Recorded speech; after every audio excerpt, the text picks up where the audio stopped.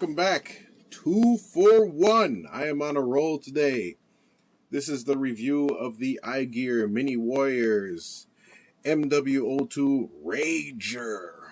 He's Rager! How can it say to all our fun when your name is Rager?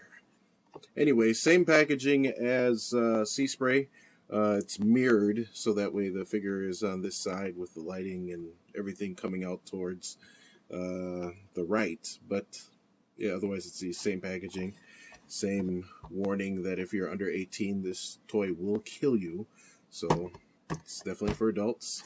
I will give you a zoom in of the line art, but more importantly, the bio.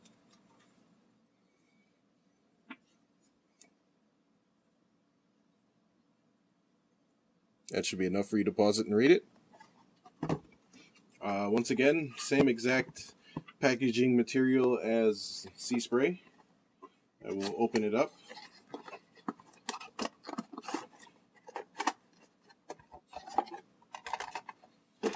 Same deal here with the card, made of good quality styrene or plastic, or I don't know what the definition, what the technical difference is between styrene and just regular ABS plastic. I would assume it's just ABS plastic that you get in a sheet. But since I don't know for sure, I will keep my mouth shut on what it is and isn't. Anyways, picture of the line art and his stats. Doesn't want to focus. Try this again. Surprise, it's my hand. Surprise, it's the card. There we go.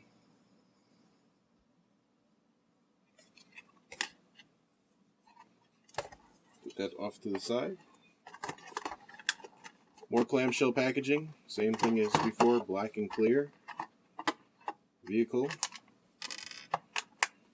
Rager appropriately comes with 2 guns, because you can't be full of rage with just one weapon. So there he is in his alt mode. I don't know, I guess, does this count as a super deformed pickup? Because that's the best thing I can come up with for it. One thing you'll notice about it is that it is yellow and not orange. I don't know if iGear just wasn't paying attention on the colors, or they didn't care, or they wanted it to be different, but it is definitely a yellow than an orange. Here is Huffer for comparison. I don't know how well my camera's going to reproduce these colors, but this is definitely almost a bumblebee-ish yellow, where this is obviously just kind of a flat orange with the chrome pipes. They kept almost this exact same design on the grill, which is nice. This is silver paint, not chrome like it is on the original. Here's my problem with this figure, is that the wheels don't really roll freely. They spin, but they're held in with rivets. Oh, how much of that you're going to be able to see? That's not bad.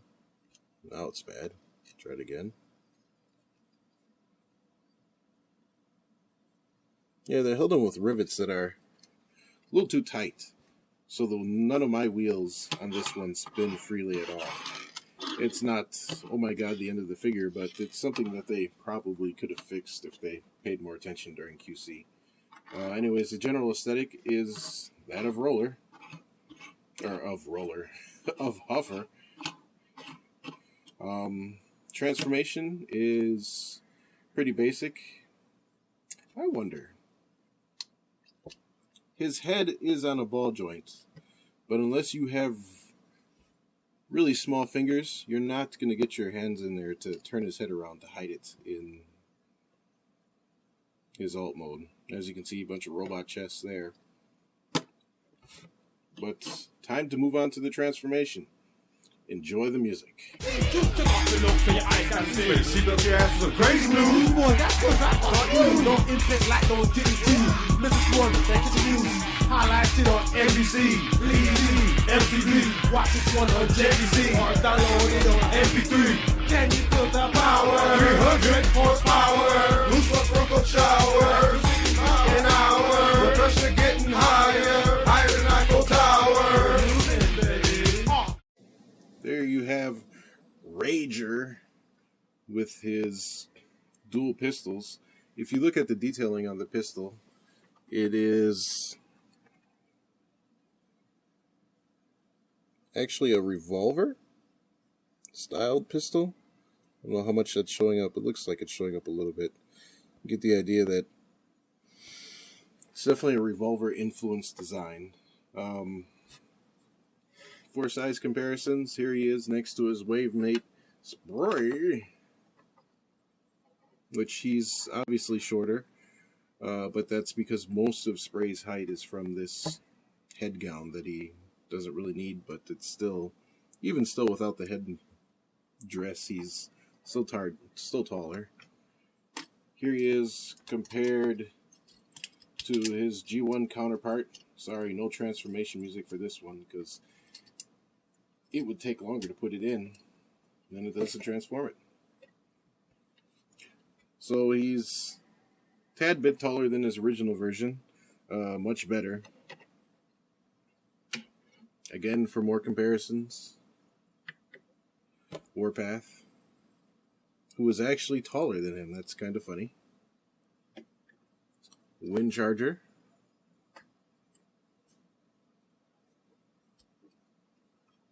And lastly, Drift, who has to get all in frame.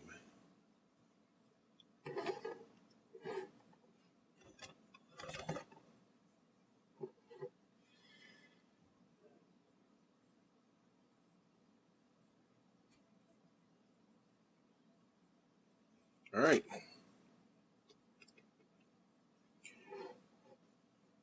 iGear's take on Huffer, once again, could benefit from some stickers. There's no stickers on this at all, and no paint apps other than the face, eyes, and grill to really make it have any detail, considering that it's a figure that's this small, but is still pretty detailed in its molding.